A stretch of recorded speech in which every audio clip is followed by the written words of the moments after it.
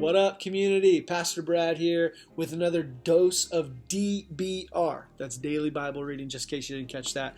Now, I gotta say, it's been so nice to hear from some of you of how much you guys have appreciated these videos, and fun to hear that you guys are starting your day with them and like incorporating it into your daily chair time. So if that's you, I want to encourage you to share these, to send them to friends and family and other people, maybe all around the world.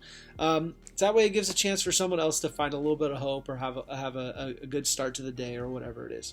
Now, today our reading comes from Hebrews chapter 12, verses 25 through 29.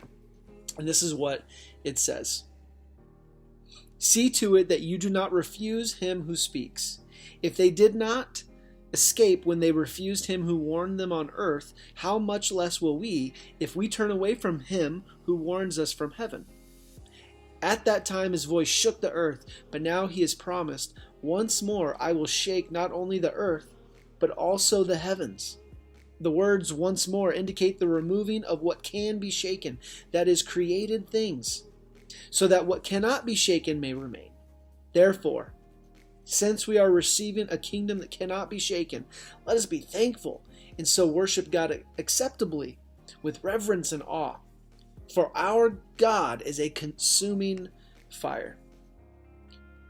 Are you lost yet? Like, what an interesting passage, man. There's all kinds of things happening here. Now, the writer is simultaneously talking about a moment that happened in Israel's history and talking about God's plan for the future.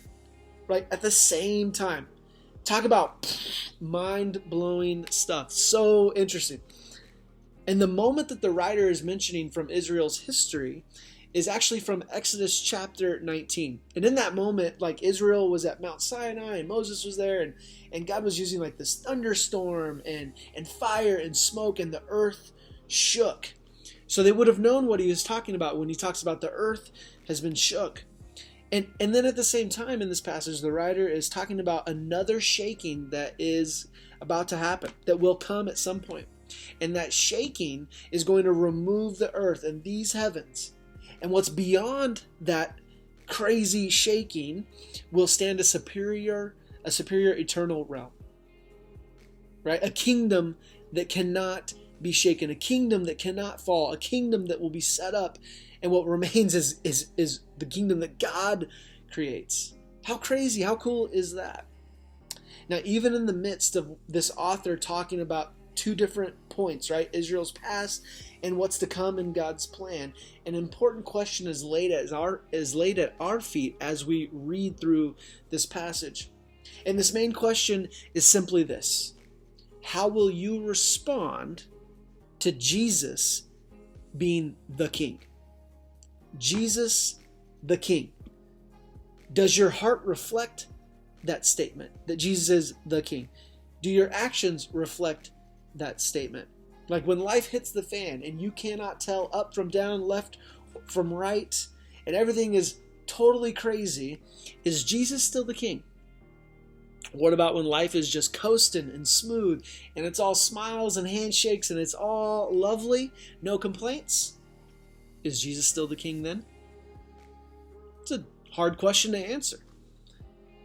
And the writer is talking to people who for one reason or another have said Jesus is no longer my King, or even possibly he's talking to people who view Jesus as a king in their life.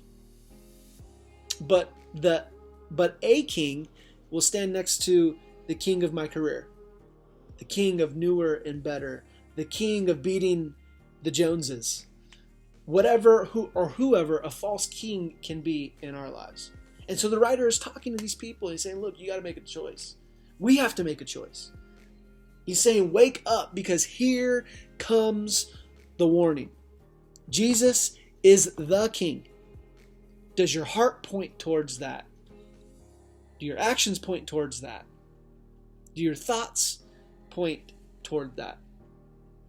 Because the writer is clear that if not, there will be hell to pay. Now, here's the moment where I wish I had a drum roll, like a comedian drum roll, like dun dun dun, right? Because that's kind of fun. I joke, but the writer is very serious. And I love verse 28 and 29. And it says, we are receiving a kingdom that cannot be shaken. So let us be thankful. And so worship God acceptably with reverence and awe. That's our responsibility. So today, don't just have Jesus be a king in your life. Live in a way where Jesus is the king of your life. And be expectant of a kingdom that cannot be shaken. A kingdom where the broken are healed, where wrongs are made right, where love wins. So thanks for tuning in, guys. You can sign up for these videos at findcommunity.com/Bible reading, and you can get them sent right to your inbox every single morning. Love you guys. Stay safe. See you soon.